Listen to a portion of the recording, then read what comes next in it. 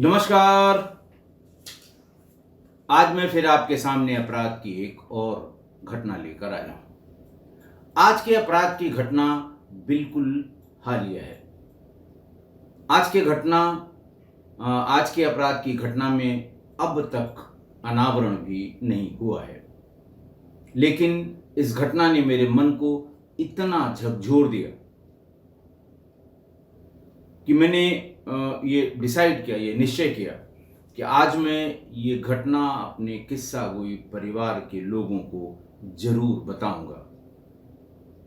और मेरा मानना है या मेरा अनुमान है कि किस्सा गोई परिवार के सुधी श्रोता अब तक अपराधियों की मानसिकता, उनकी मोडस ऑपरेंडी, उनके पीछे जो तर्क होता है अपराधी का, इन सब की जानकारी उन्हें हो चुकी होगी। इसलिए बहुत छोटी सी अपराध की ये घटना है, आप ध्यान से सुन लें और फिर बाद में जो इससे संबंधित कुछ जिज्ञासाएं हैं हमारी, मैं आपसे पूछूंगा और अब की बार इसका जवाब जरूर दें। हुआ यूं कि आज एक इंटरनेट पर मेरे सामने एक अपराध की घटना मुझे मिली। मैंने कोई चैनल ऐसा नहीं था जिस पे जाकर ये जानने की कोशिश नहीं की कि इस अपराध में अल्टीमेटली हुआ क्या, लेकिन कुछ भी पता नहीं चल सका। घटना बताई गई है राज्य छत्तीसगढ़ की, जिला है जांजगीर चांपा, तारीख है 15 मई 2023। 15 मई 2023 को सुबह सुबह जांजगीर थाने को ये सूचना मिली कि मुंडा नाला के पास, नाले के किनारे, एक अर्धनग्न युवती जिसकी उम्र कोई 21-22 साल होगी और एक 8 साल के बच्चे लड़के का शव एक साथ रस्सी से बंधे हुए हैं। दोनों के मुंह में कपड़े ठूंसे हुए हैं, मुंह में भी रस्सी बांधी गई है। ऐसा लगता है कि महिला और बच्चे दोनों को वाहन से सड़क पर उतारकर जमीन में घसीटते हुए नाले में फेंकने या डालने की कोशिश की गई थी। पोस्टमार्टम रिपोर्ट में भी यही बात आई है।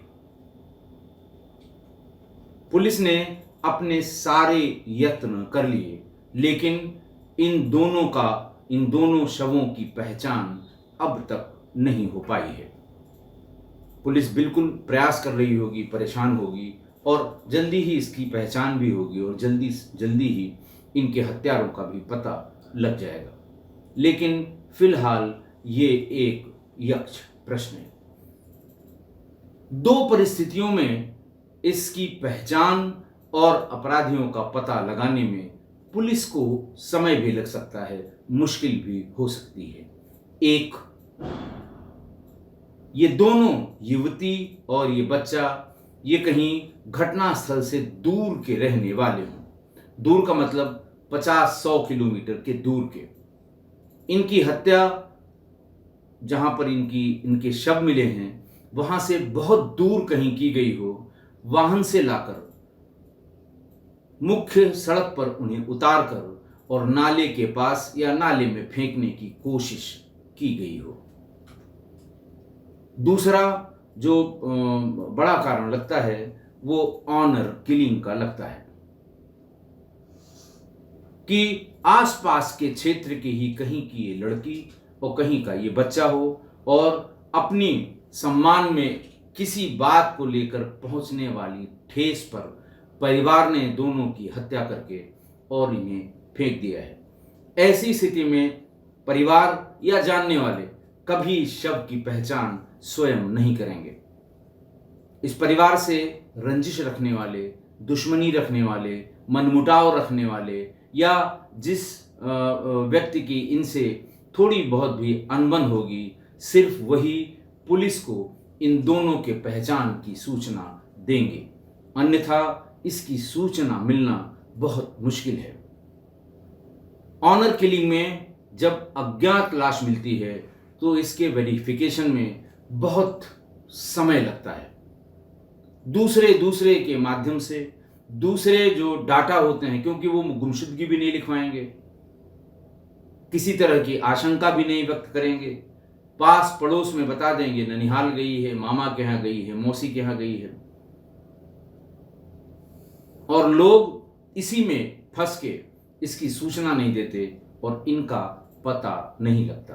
तो सिर्फ ये दो ही परिस्थितियां हैं जिनमें इसकी पहचान होने में दिक्कत होगी, विवेचना को आगे बढ़ने में दिक्कत होगी और अपराधियों के मकसद और अपराधियों का पता लगाने में बहुत दिक्कत होगी। एक चीज और इनके बॉडी में जो विशेष थी, दोनों के मुंह से झाग निकल रहा था। ये सिम्टम भी मैं बता दूं कि सामान्य रूप से जहर खाने से, पॉइजन, खासकर कीटनाशक जो सामान्य रूप से प्रयोग किए जाते हैं खेती खलिहानी में, उनके खाने के बाद मुंह से झाग निकलता है। लेकिन शरीर की चोटों से ऐसा लगता है कि इन्हें पहले शारीरिक रूप से प्रताड़ित किया गया, उसके बाद मारा गया, या जब ये मुंह से इनके झाग निकल रहा था या सिम्टम घर वालों को पता लगे कि इन्होंने कुछ खा लिया है, दोनों ने, उसके बाद ये इंश्योर करने के लिए कि ये मर जाएं, उनके साथ इस तरह की घटना की गई है।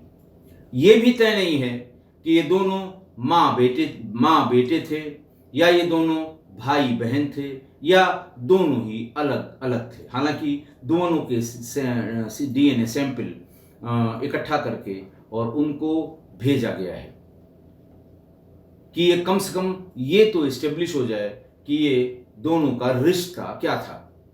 अगर माँ बेटे होंगे तो फिर किसी एक मोहल्ले, किसी गांव, किसी थाना क्षेत्र, किसी जिले में जहां माँ बेटे एक साथ गायब हुए हों, ऐसे में पहचान करना आसान हो जाएगा। मौके पर फॉरेंसिक टीम ने कई बार मेहनत की। दिन में 3 बार उन्होंने तमाम चीजें तलाशने की कोशिश की, आसपास की हर छोटी मोटी संदिग्ध वस्तुओं की फोटोग्राफ ली, वीडियोग्राफी की।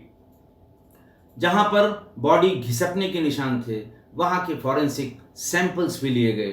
बॉडी के पोस्टमार्टम के बाद विसरा भी प्रिजर्व किया गया ताकि ये तय हो सके कि क्या इन्हें मारने के पहले जहर दिया गया या मारने के बाद जहर दिया गया। आसपास के सभी पुलिस स्टेशनों को, जिला मुख्यालय को और व्हाट्सएप ग्रुप्स में इन दोनों की फोटो भेज दी गई है, लेकिन अभी मेरे आपके सामने प्रस्तुत होकर बताते समय तक कोई भी सूचना या कोई भी आइडेंटिफिकेशन नहीं हुआ था।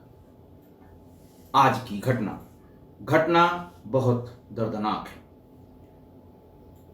और अभी तक पुलिस को हत्यारे और हत्या का कारण इसका पता नहीं चल सका है। महिला की उम्र 22-23 साल या 21-22 साल, 22 से लेकर 23 साल के बीच में होगी। अवस्था जिसमें वो मिली अर्धनग्न थी। कुछ शरीर के भाग कपड़े से ढके हुए और कुछ बिल्कुल नग्न थे। अब 3 ही कारण मैं हमेशा हत्या के पीछे बताया करता हूं, जो ट्रेडिशनल है, कोई नए कारण नहीं है, सब ट्रेडिशनल हैं। ट्रेडिशनल पुलिसिंग में या मॉडर्न पुलिसिंग में भी हत्या के कारणों का जब पता नहीं लगता, हत्यारों का पता नहीं लगता, तो इन्हीं तीनों पर विवेचना शुरू की जाती है। जर, जोरू और जमीन। जर का मतलब धन से है, जोरू का मतलब महिला से है और जमीन का मतलब जायदाद से है, इमूवेबल प्रॉपर्टी से है। अल्टीमेटली घूम टहलकर रंजिश इन्हीं हत्या के कारण इन्हीं तीनों में से एक होते हैं। सबके बहुत ढेर सारे अलग अलग डेरिवेटिव्स होते हैं। जोरू का मतलब प्रेमी प्रेमिका का संबंध, घर में किसी महिला पुरुष का संबंध, या आपसी कोई ऐसा संबंध जिसके कारण समाज में बदनामी हो सकती हो, इसे उसी श्रेणी में डाला जाता है, जोरू की श्रेणी में, यानी महिलाओं के कारण हुई हत्या। जैसा मैंने पहले ही कहा कि किस्सा गोई परिवार के लोग अपराध की घटनाओं और आपराधिक मानसिकता से अब तक भली भांति परिचित हो चुके होंगे, ऐसा मेरा मानना है। लगभग 800 के आसपास अपराध की घटनाएं मैं बता चुका हूं, सुना चुका हूं, हर तरह के अपराध की घटनाएं हैं और लगभग सभी घटनाओं में मैंने अपराधी की मानसिकता, अपराध करने के पीछे का कारण, अपराध करने के समय की परिस्थितियां, किसकी गलती है, किसकी गलती नहीं है, ये सारी बातें मैं आज की घटना में बताता हूँ, हमेशा बताता हूँ। तो मेरा मानना है कि जो भी हमारे सुधी श्रोता रेगुलर इसको सुनते हैं, कमेंट करते हैं, देखते हैं, तल्ख टिप्पणियां करते हैं, उन्हें अब तक इस संबंध में अच्छी जानकारी हो गई होगी।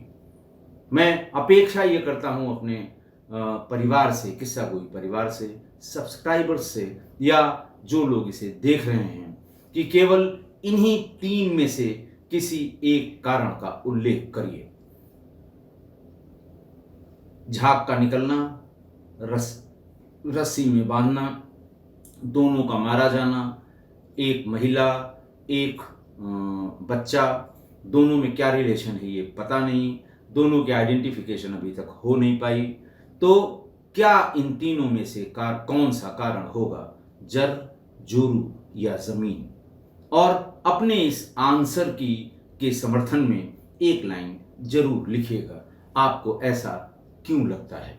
और आप यकीन करिए, मैं इस घटना ने मुझे इतना पीड़ित किया है, इतना मुझे परेशान किया है मानसिक रूप से, वरना बिना पूरी घटना के मैंने शायद ही कोई घटना, बिना पूरी विवेचना या तथ्य के सामने आए, शायद ही मैंने कोई घटना आपके सामने डिस्क्राइब की हो, बताई हो।